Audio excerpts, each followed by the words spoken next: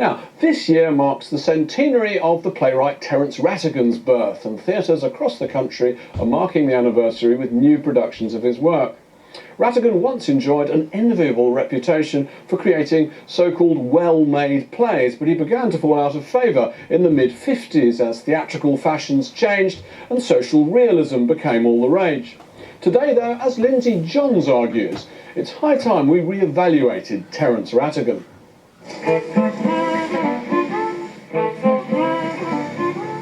In 1956, Look Back in Anger premiered at the Royal Court.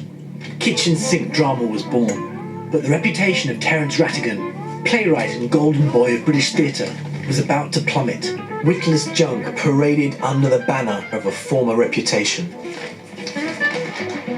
The stately blandness of its manner is quite at odds with the fusty triviality of what it has to offer. It condescends from a great depth.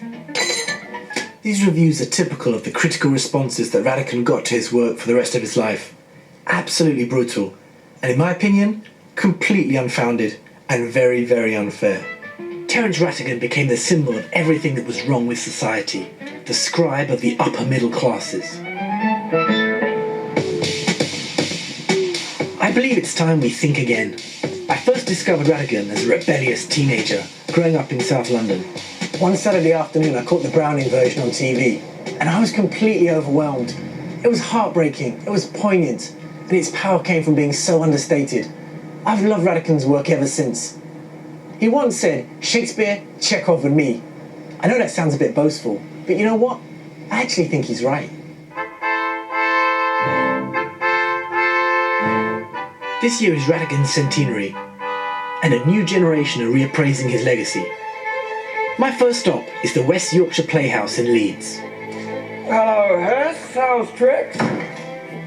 The Deep Blue Sea is the story of Hester, a married woman who gives up her husband and privileged life for a feckless young pilot. Do you know, you haven't looked at me once since I came here. Haven't I, Freddie? Why's that? I can remember what you look like. This is the first time that you've taken a part in a Rattigan play. Yeah. Be honest, did you have any preconceptions? I'm going to be really honest, I didn't have any preconceptions because previous to reading The Deep Blue Sea, and I only read it when I got offered, I'd not read any Rattigan. I really didn't know very much about Rattigan at all. I was going to lie and say I've read it all and I'm an expert, but no, I hadn't read any. So it's been a real joy actually, just to go on this journey of discovery. I haven't done anything, have I?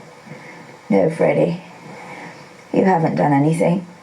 The main thing I've learned is what a beautiful, sort of underrated now playwright he is, but also this sense of pain that imbues into all the characters, and the lost, or they're outsiders, or they're repressed, and I feel there's a bit of Terence Rattigan in everybody. For you, what makes Rattigan such a great writer? It's very economical. It's incredibly sparse, isn't it? Yeah, but what's said is brimming with subconscious. The subtext, I mean, even though people are not saying what they mean, it's screaming out at you, I think. Had you arranged anything special for dinner? Nothing very special.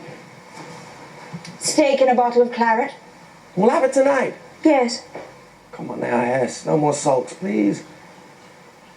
I've said I'm sorry. I can't say more, can I? No. You can't say more. We're talking about 1952, we're talking about post-war, we're talking about oppression. And I mean, if you look back at history, women took part in the war. They, worked in factories, they drove buses. They were given this sort of freedom in the workplace.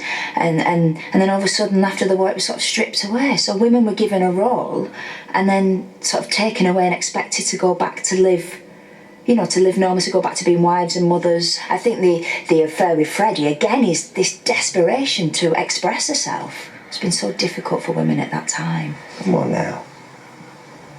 Give us a shot of those gorgeous blue orbs. Haven't seen them for 2 whole days. He's so relevant today. And it's like people say about Shakespeare, those themes will keep going till time ends. In his lifetime, Rattigan was dismissed as someone who examined characters and emotions, but avoided big ideas. Can we really compare him to Shakespeare? Well, I'll see that he does. I've come to the first week of rehearsals of Rattigan's final play, Cause Célèbre, Written in 1977, director Thea Sharrock has been credited with kick-starting the Rattigan revival. Let's jump back to the first bit and keep going for you coming in and just do a bit of playing about at the beginning of the wood scene. Much has been made of that phrase, Shakespeare, Chekhov and me. Well, yeah, exactly. And I read that a while ago and sort of laughed at the arrogance almost of somebody who could say that. But I, now having done 3 of his plays, I would absolutely put him up there as the British Chekhov.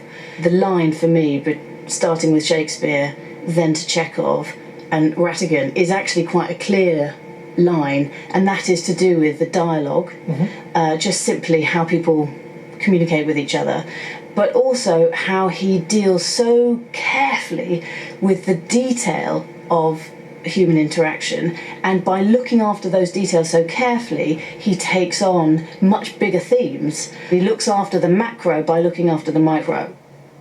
Dark-haired Marie by Lausanne. Is that you, Miss Lausanne? No, it's just my pen name. It's just the name I put on my songs. Oh. My real name's Alma. What's yours? Wood. In 1935, society was scandalised by the trial of Alma Rattenbury, a glamorous socialite accused of killing her husband with the help of her lover, her 17-year-old servant. There was lots and lots written about the fact that she had corrupted this virgin, this young innocent, and driven him to all kinds of acts. It's fascinating because you could rewrite events and absolutely set it now. I suppose it's working on all those building sites that's made you so developed.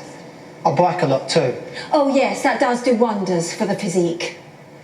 You're quite what I would call full grown. Well, what he writes about so brilliantly is sexual politics, and this is, you don't get a greater example of that really than this play. We know now, obviously, that he was homosexual in a time when he wasn't allowed to be, nobody was allowed to be, and all of that for me comes out in so many of his characters. Famously, women. He absolutely understood constraint. He absolutely understood what it was to feel limited because one couldn't express oneself in a truly honest way. He used women sort of as a cipher in a way, to tell that story. But being as you are, and me and Irene slipping about upstairs with next to nothing on, well, it would be rather awkward, wouldn't it? No, I'm afraid living in's quite out of the question.